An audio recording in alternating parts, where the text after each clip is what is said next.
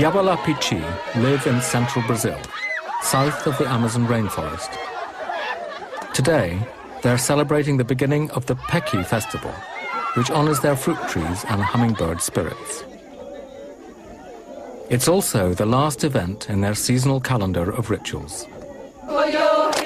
Colorful dances and games bring cheer to the hardest time of the year. For tribes of the Amazon basin, the rainy season is a continuous one, lasting for half the year. But on this occasion, the Peki festival threatens to be very different. Unknown to the villagers, the village shaman has predicted a lunar eclipse. For a deeply superstitious community who fear the forces of the supernatural, an eclipse would bring powerful, possibly malicious spirits into their village. For the moment, the chief, his leaders, and the community are unaware of events about to unfold.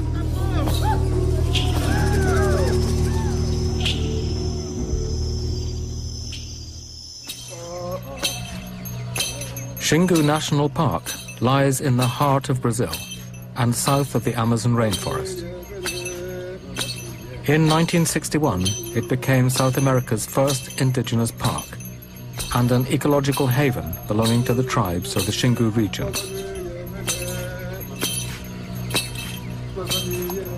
The park is a realm of rivers and headwaters, which flow into the river Xingu.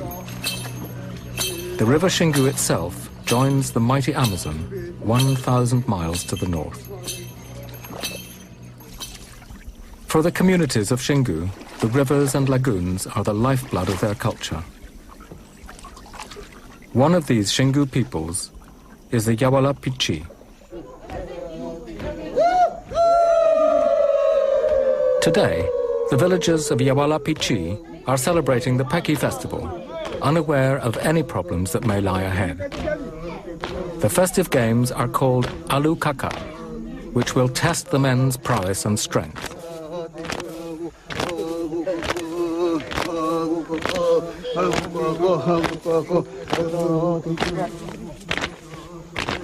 Before the women and children join in the game, the men follow a ceremonial approach to the courtyard in front of the men's hut.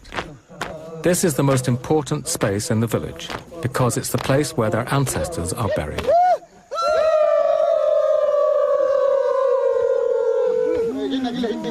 The men have oiled up their bodies in preparation for an assault by the women, and it's Chief Eritana who calls the women to the men's hut.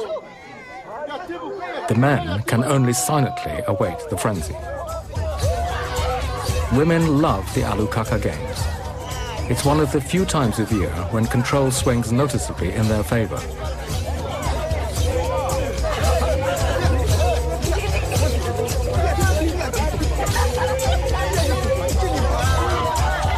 At the front is Chumin, the wrestling champion, and the line stretches back to the youngest and weakest.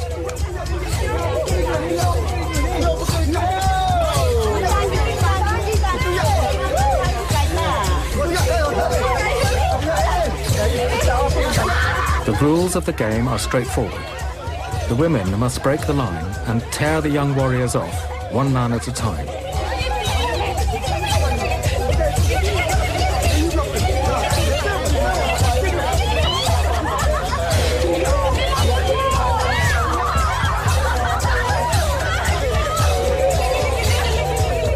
Eventually, the only man left is the wrestling champion. The game ends when the women tear him away from the pole.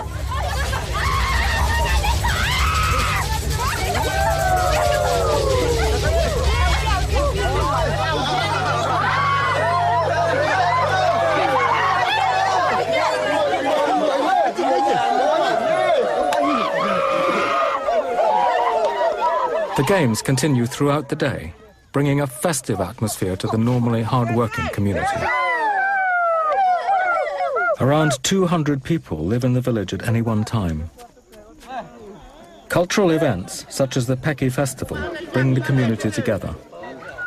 Everyone takes great pride to wear their traditional clothes and adornments.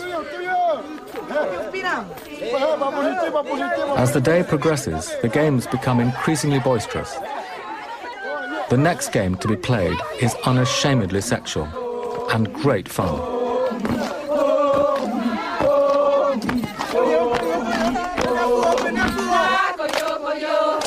It's a game where genders are reversed. The women pretend to be men, who gang together to answer the taunts of their opposites. Pretending to be women, the men are pounced on by the other sex.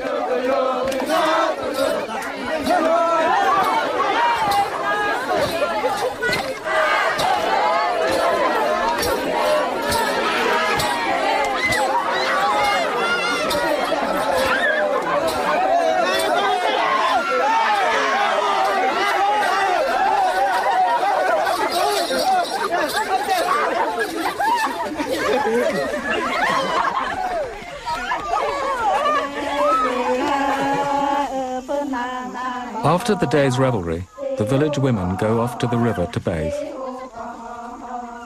Women bathe separately to the men, except when with their husbands or close family.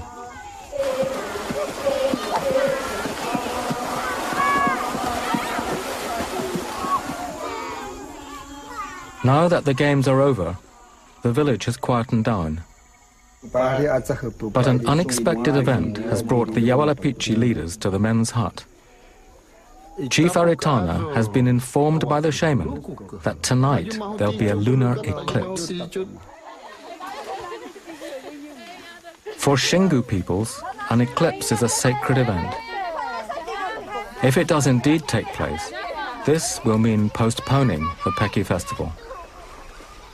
The news will dramatically transform events in the village. Noi quattro candidati, iruka awapuka video. Keri, kau kajunupa keri jumuka mapuka pai wanukali. Itapuka azo awaku luku. Aju mahuti chupuluka, aju mahuti chup. Da aputuka pulitsabuluka. One of the first rituals performed during a lunar eclipse involves the young men. They will be whipped as the Earth's shadow passes over the moon.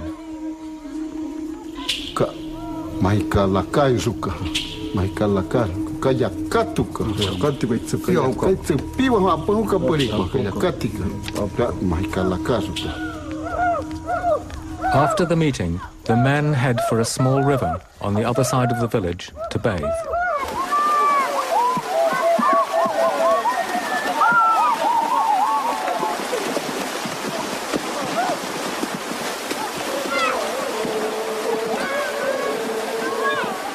Before the leaders inform the young men that they will later be whipped, they must be sure that the eclipse really will take place. Traditionally, it's the shaman who predicts an eclipse, and a shaman has more than one way of knowing.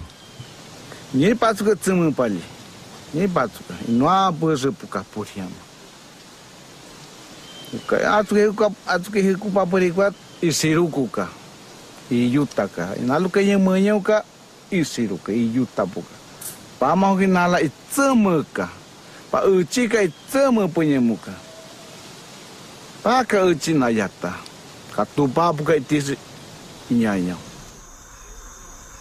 There is another way that a shaman knows of a forthcoming eclipse. Animal behavior is affected by the moon. Though an untrained ear might not notice these subtleties, it's the skill of a medicine man to be aware of these natural signs. The name of the village shaman who predicted the eclipse is Aira. He fears the eclipse. The moon is a powerful creation spirit that will menstruate and even drip blood on the earth.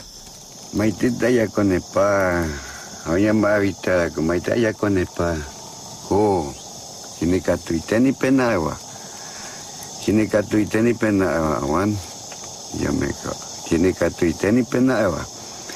Na areko uri ko jaga ni pa awuke korina ewa. Piyemwa ko iki kura ewa. Piyemwa ko iki kura ewa. If an eclipse does indeed take place tonight, the Yawalapichi believe that supernatural spirits will descend on their village. The spirits might bring illness, even death. Tiene katuitena ewa. Oya ma aitarako. Era muy koi pañe mera ko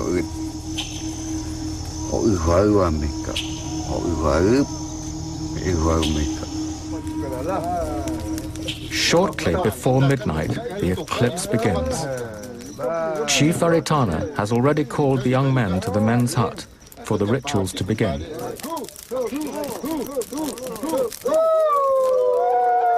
It's important that the tribesmen remain festive and good-natured.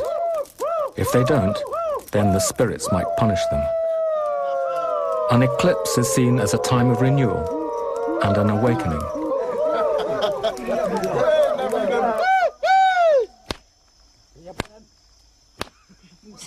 As part of this awakening, they begin beating young men in front of the invisible spirits. The spirits are not offended by laughter or jokes, only if they're forgotten or ignored.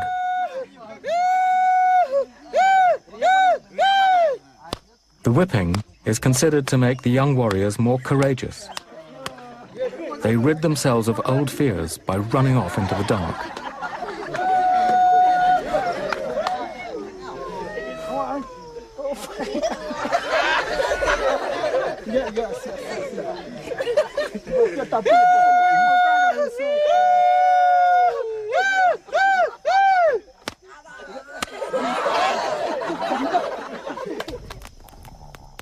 The eclipse has brought supernatural spirits into the village.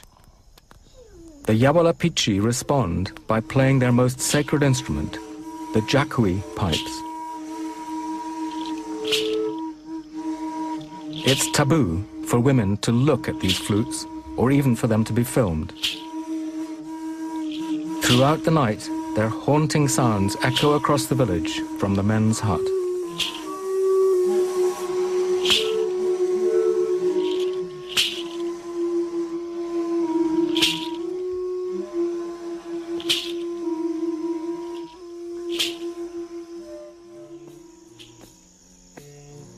It's the first morning after the eclipse, and the cycle of ceremonies continues. A group of musicians awaken the village with their flutes.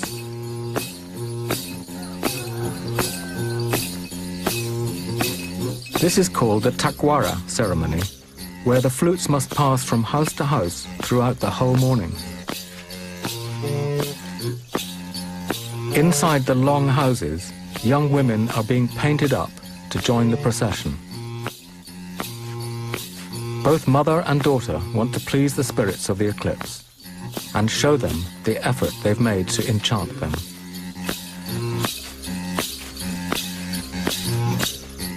The flute procession continues along the ring of houses, heralding the day of the dances ahead. Grass fibres are tied in a girdle around the girl's waist. A short reed provides the final detail. It's alluring, and it shows off her feminine beauty.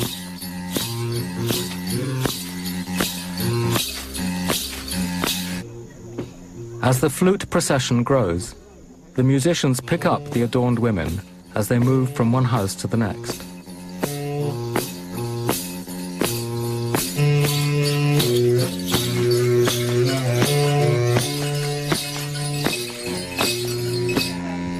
The women of the takwara stand with their backs to the flutes. They're not supposed to look at the musicians till they join them.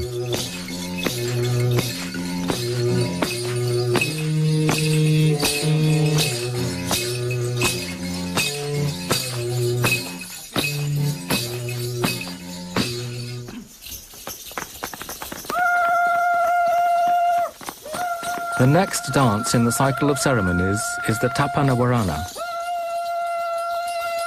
As with all the dances, it's being held to demonstrate to the eclipse spirits that they have not been forgotten. This is, in fact, a rehearsal, since the Yawala Pichi practice all their dances, often for many days at a time. By late afternoon, it's in full swing.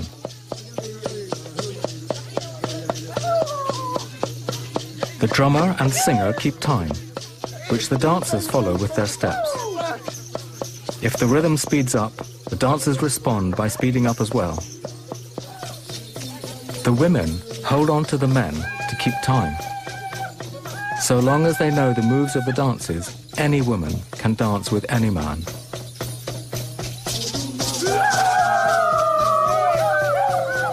The whole dance tells a mythical story about spirits of the water world. The movements of the dance, especially the swinging of arms, symbolize fish swimming in water.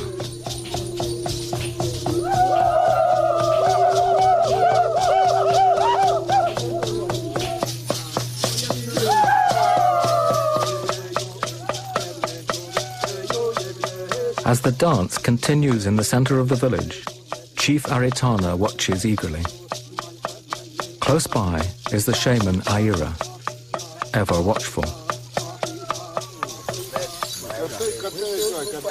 Aritana is pleased that the day's dances have gone well.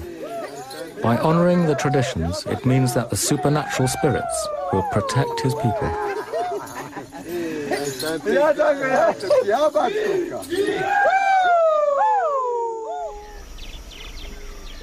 Dawn, on the second day after the eclipse.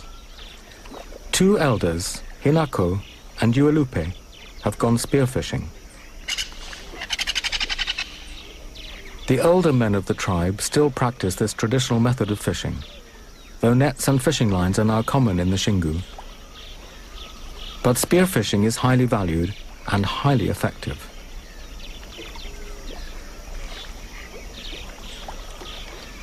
The arrows used for spearfishing have two prongs, giving the fisherman a better chance of hitting the slippery fish than a single point.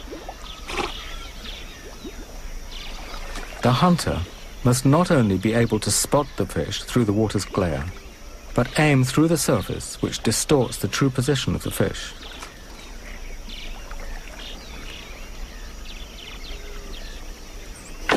Hinako makes a strike.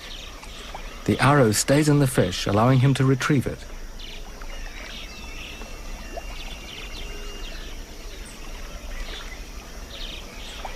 It's a perfect shot, but if he doesn't make sure the fish is dead, it might wriggle out of the canoe.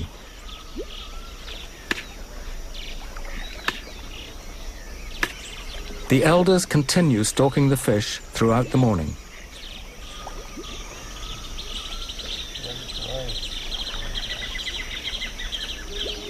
Yabalapichi fishermen know their environment intimately, especially where the fish hide at different times of day and in different seasons.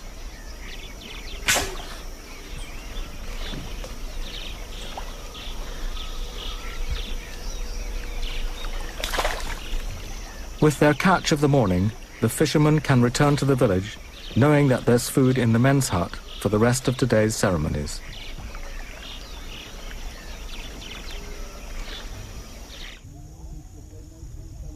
In the center of the village, Chumin, the champion wrestler, waits by the men's hut for the other young men to join him.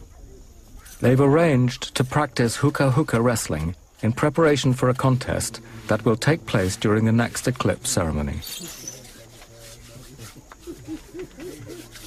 The young men are nervous. Wrestling matches are lively events where their skills will be on show for everyone to see. Training takes place on the sacred ground in front of the men's hut. Wrestling in the Xingu is known as hookah, after the taunting sounds the opponents make. These mimic the roar of a jaguar and are intended to frighten and intimidate. Winning is straightforward. Either grab both your opponent's legs or throw him on his back.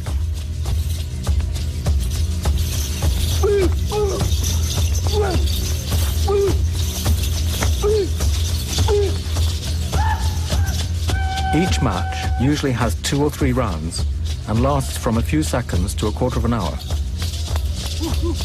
The length depends on what happens between the players, and every game is different.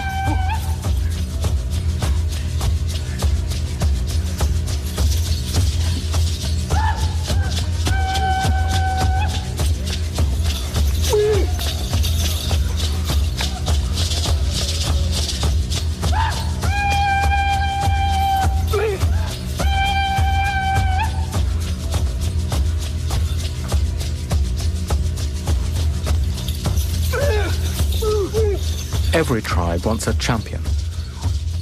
Famous wrestlers are talked about for many years after their death.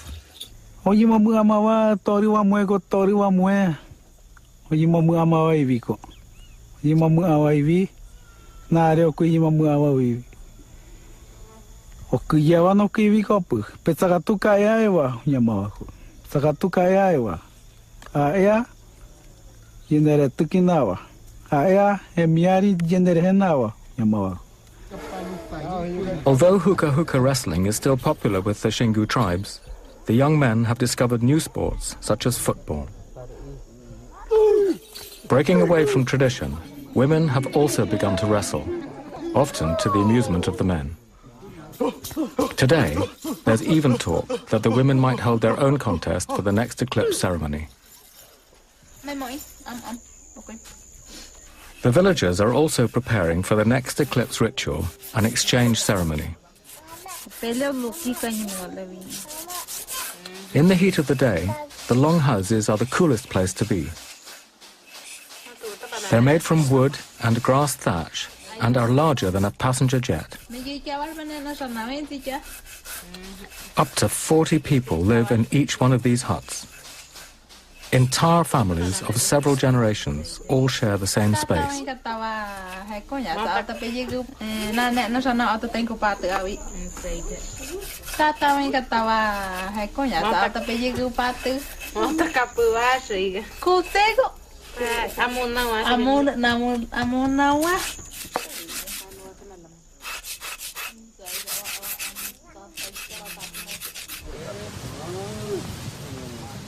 The exchange ceremony and the wrestling match, however, now look increasingly unlikely to take place today. A storm is heading directly for the village. The village leaders try to drive away the thunderclouds with a spell. Aritana can only watch in vain as the day's activities are forced to a sudden standstill.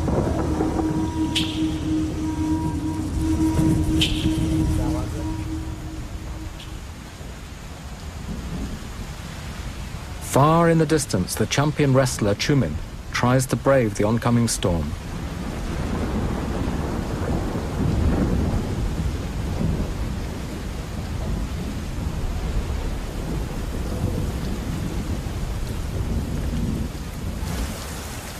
Two days have now passed since the Peki festival was first announced. The once festive mood in the village has noticeably changed.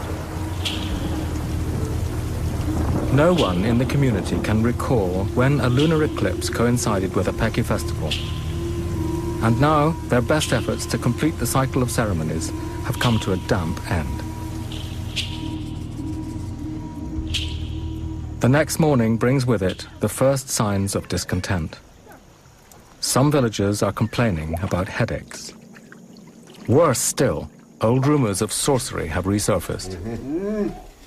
Chief Aritana is aware that problems are mounting, and it's his job to retain harmony in the village. Among Xingu Indians, even powerful chiefs have to respect the opinions of the village leaders and the community at large.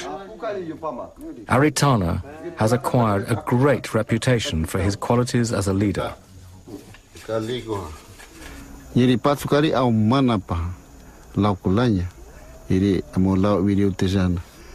Pura irika kaniri jaya katwali iri awawiri kaniri iri atsa ama makapa wano kakat itapu tsari kaniri awakini mute ataja azo ikunu taja azo.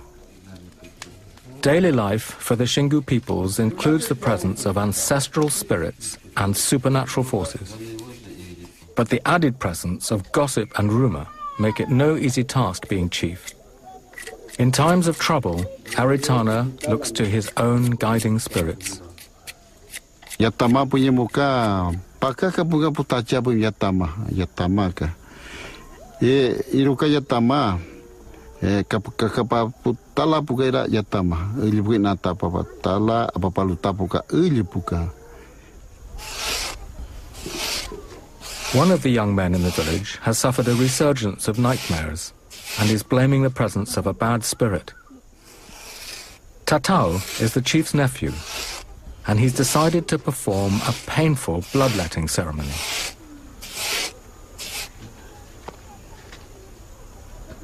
The scratching implement is made from sharp fish teeth. The teeth score the skin rather than cutting it, though blood is still drawn. Scratching is a healing ritual and is often only applied to their arms and feet. Today, Tatao has chosen to have his entire body scratched.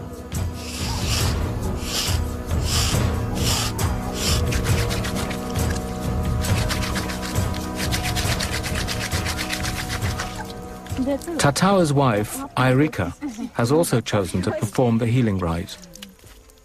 It's exactly the same for women. They also endure the scratching with no show of pain or suffering.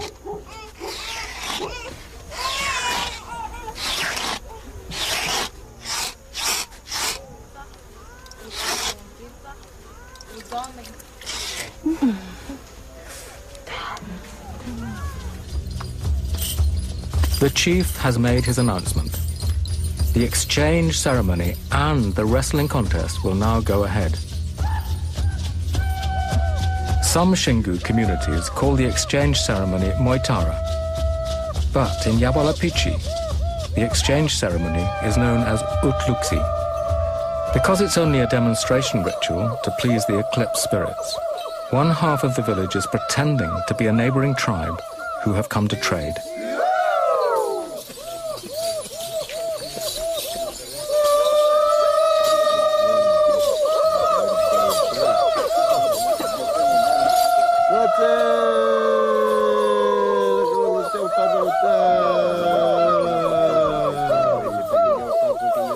Traditionally, exchange ceremonies are a chance for neighboring communities to formally meet, gather news, and resolve any unsettled disputes.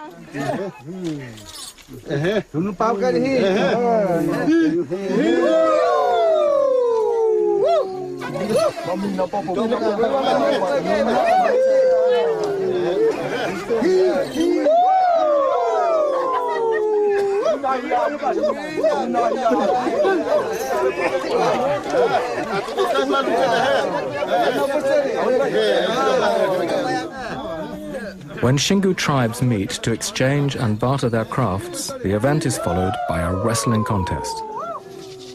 The young men get a rare opportunity to demonstrate their wrestling skills.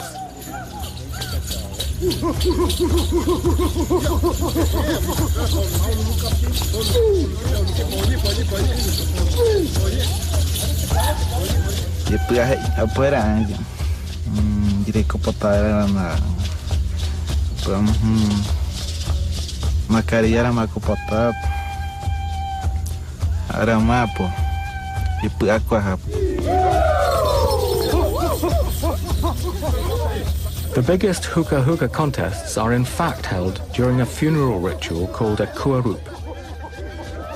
But today, the eclipse ceremonies provide an unexpected chance to practice their tribal sport.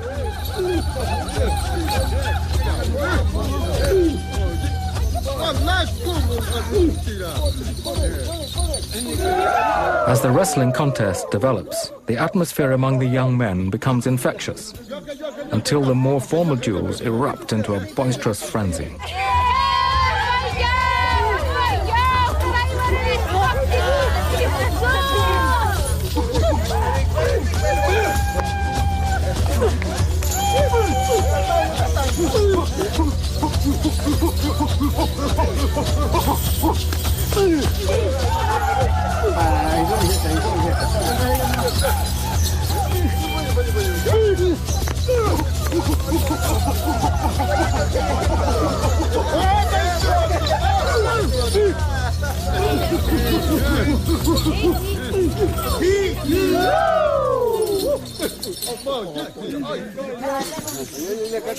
The excitement is not yet over. Before the day is done, the women will also hold their own wrestling contest. Takan, the organizer of the women's wrestling, is first into the ring.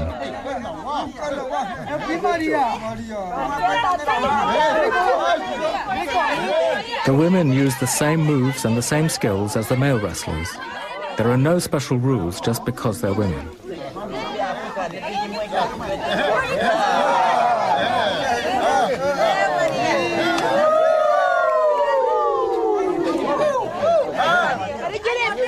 Irika, from the same household as Takan and Anna, now enters.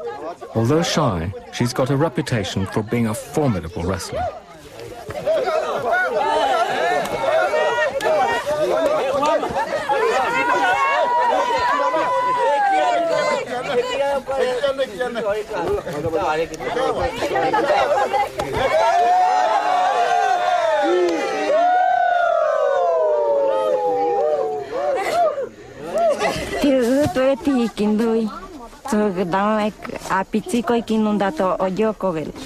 Le pegué le tia kisi tiki nundato. Tia. En ai bukio lu tia nyale tiki numbole tia tu pata nye polule. En ai bukio lu tia nyale tia tu pay pole. La tia nyale bukilo tinya go. Tia go tu bukilo.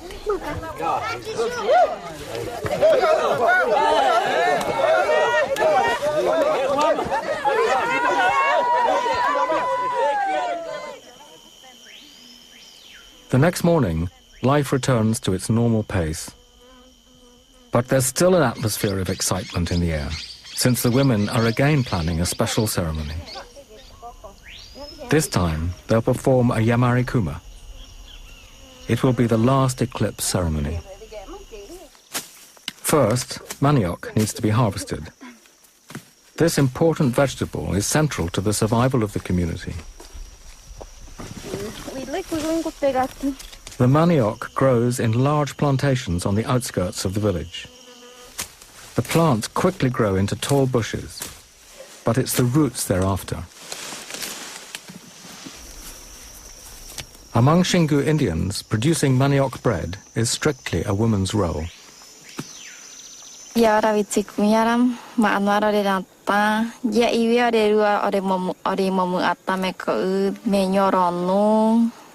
Ikami awar motsu. Ejepram de kami engite, neram de menyu hera uawako. Nitram de kami hera utawako. Avitara are uruwakura. Because of their skills in transforming vegetables into bread, women are at the heart of the community's daily survival. If no one brings fish back from the river, at least there'll be bread on the plate. Making that bread is a skillful task. The women make it look easy, but it's only because they've been doing it since childhood. The first stage of bread making is to scrape the tough outer skin of the manioc. Then the vegetable has to be squashed to a pulp and sieved.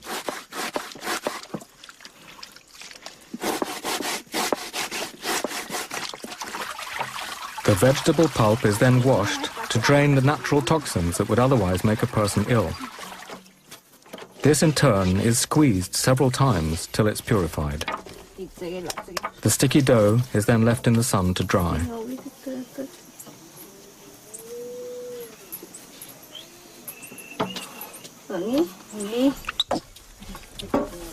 Dried manioc flour is called beju, which is cooked on a wide clay plate over the fire. The gluten in the beju is sticky enough to hold the bread in one piece.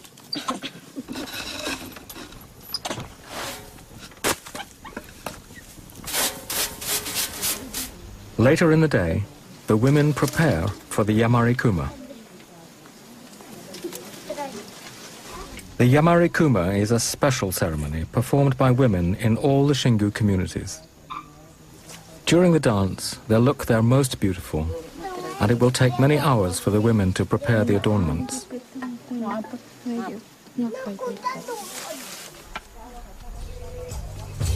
The patterns have no specific meaning, except that they follow geometric designs traditional to the Xingu region.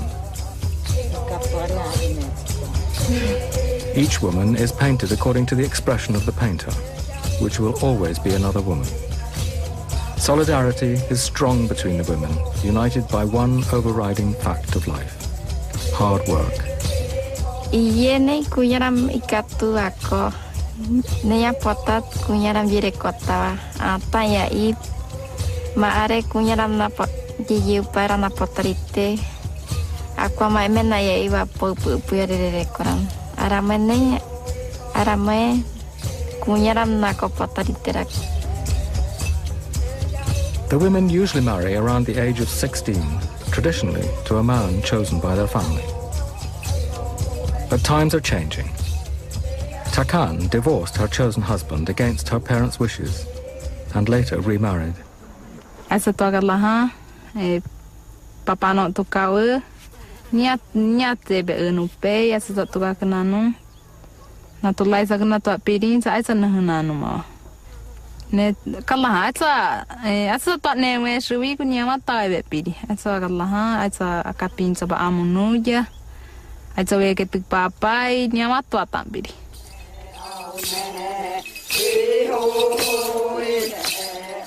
At the end of the afternoon, the Yamari Kuma begins. It's a ceremony usually reserved for welcoming only the most important visitors. But today, they're dancing for the eclipse spirits.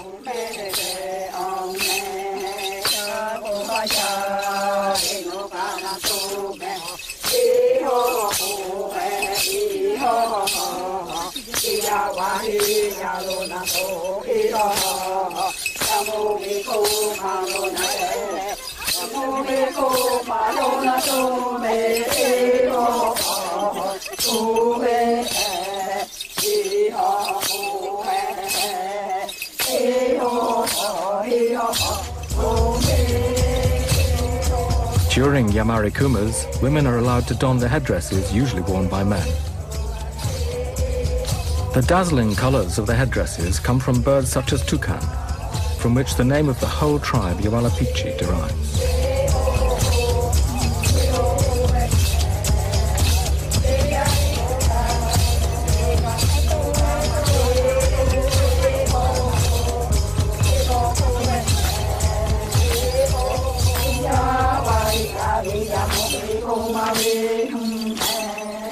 The Yamari Kuma continues for many hours and eventually comes to an end at dusk.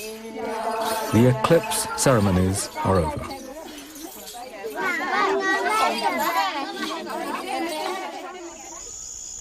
That night, something unexpected unfolds in the village. Just when they thought their problems were over, there is talk of sorcery. Shortly before nightfall, an incident took place. A woman called Kerry fell into a delirious trance and ran over to the shaman's house, accusing him of witchcraft.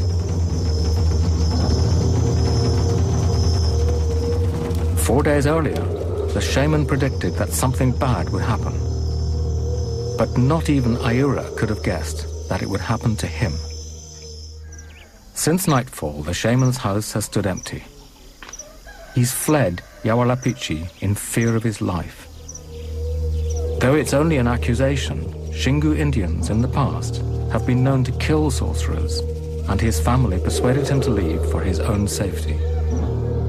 Meanwhile, Kere's family have sent a canoe upriver to fetch a famous shaman who they believe can break the spell. Inside the long houses, the villagers are divided on whether Ayura is indeed to blame. Either way, Xingu Indians fear supernatural spirits, but even more, they fear sorcerers.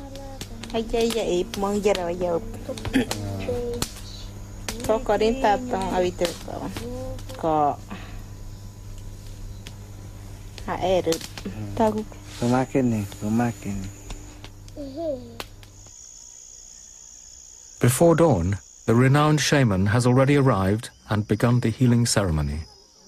First, he inhales smoke, which is considered sacred. There's no narcotic in the cigar, and the trance is self-induced. Nevertheless, it's the gift of a healer to be able to quickly slip into another state of consciousness.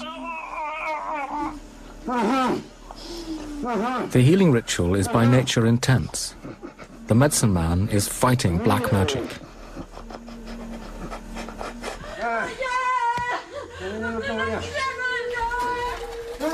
The shaman has now entered a world that only a medicine man sees and understands. He'll see shapes and objects that tell him what's causing his daughter's illness. A piece of string that he's found nearby suddenly becomes a physical representation of the spell that's strangling Kerry's soul. He cuts through the string, symbolically releasing the spell.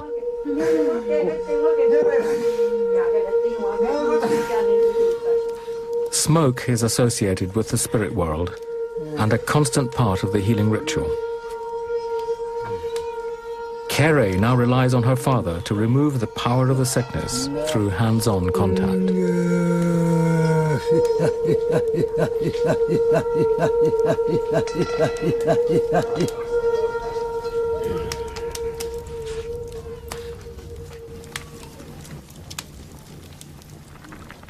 Quindi sa quando il teu heket, iara ge. A quando il heket. Ige ha nhei konto ho kupe ha tui puru ha. Nhei konto ho kupe a quando il teu he, tu la makine e puru ge anyo pilati ha. For the rest of the day, the village waits while Kerry recovers. Although the eclipse ceremonies are now over, they won't begin the happy Peki festival if anyone is unwell in the village. Meanwhile, 3 elders have been sent out of the village to talk to the spirits of the Peki trees. Before any festival can continue, the men must perform this traditional rite. They will ask the spirits that protect their Peki trees for more fruit in the year to come.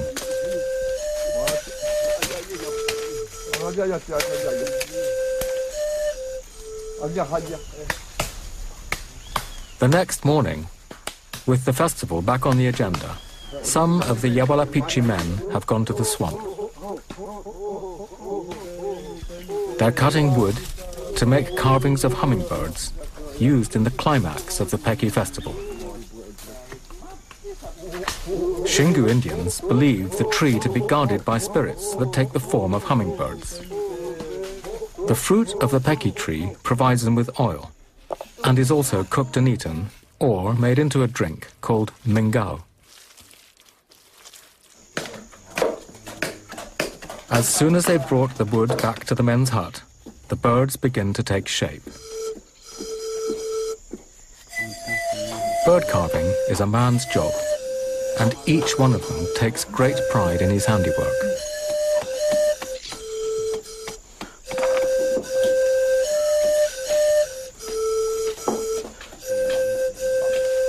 Once the carvings are ready, it's time to bring the hummingbirds to life with decoration.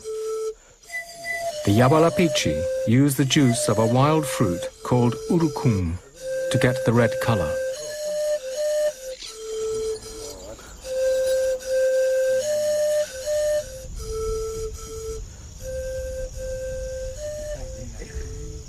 The hummingbirds are ready. They're left in the most sacred space of the village, in front of the men's hut, where the ancestors are buried.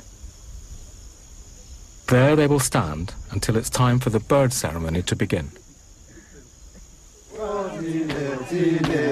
Finally, the villagers return to the celebrations of the Peki festival.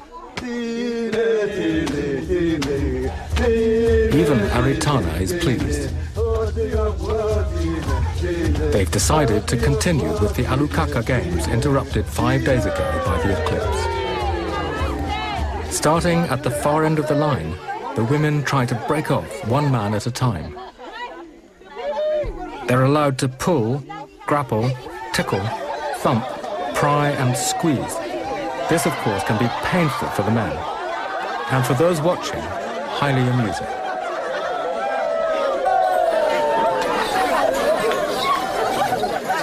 Soon, the line will be down to one man, Chuman, the champion wrestler. He must resist all the women together.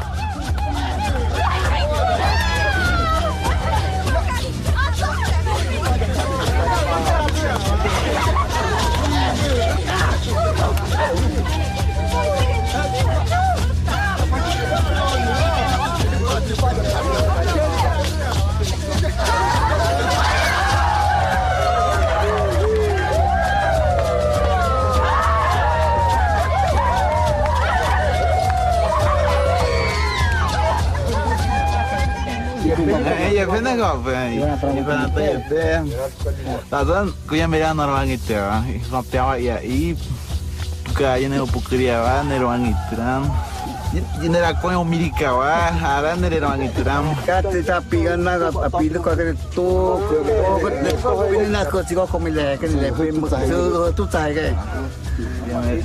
Kuya mera ifanata kwa, kuya mera ifanata, kuya mera ko, pa yung ifanata ita kuya mera. The Alukaka Games are now over. They began 5 days ago, before the eclipse interrupted the festive occasion and brought great change to the village. Tomorrow, life in the village will return to normal, and they'll remove the elaborate decorations worn at the ceremonies. But there is one final dance to be performed, and for this, the men go to special effort to paint their bodies. The decorations range from butterflies to imaginary beings. Luka avirio kare, asumua pulukare, iruka kanere, akaka isumuare iripu. Pauka azuri he, wasumua toke tapo, makuji akaka taha, makakuji akaka mapali, makuji akaka wakutika mapali.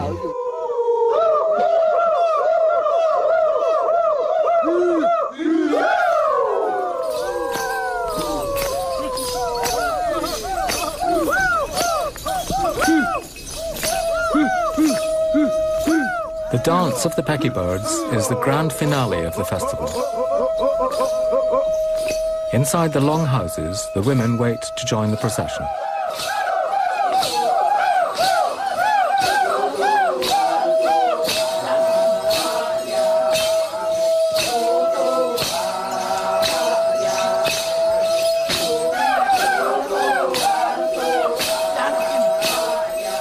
Each longhouse receives a procession which moves from house to house throughout the afternoon.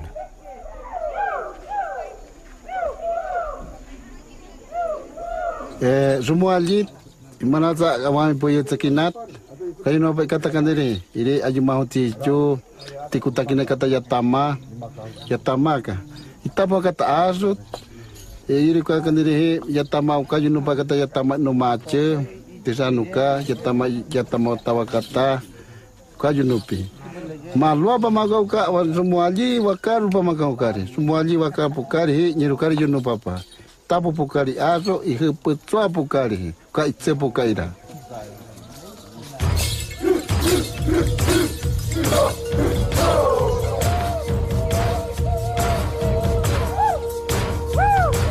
Visible to all on the tall poles are the sacred hummingbirds. The Yawalapichi believe that they are carrying the hummingbird spirits around the village.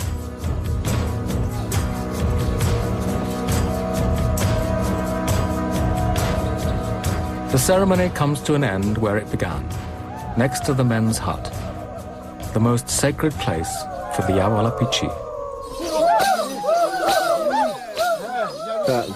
Azuka ali Yawalapiti ka azupo. Yawalapiti nyeri tibulu kali azupo. Nyerukari iruka wasata bukari azumua. Ata wati kutawa wuputi pari azumua ajiriu makatwari akan iri ajanya wasinyao uta iri paha video tizana apuja kanau makatari atahupari a video tizana purapatari pahapa wakaya tapari iri azumua. The elders take the hummingbird carvings, which they believe still contain the living spirits, away from the village. Once they reach the Pecky tree groves, they will rest them against the trees and return home. Hopefully, the spirits will be satisfied by their ceremonies and rituals, and will bring them a bountiful harvest in the year to come.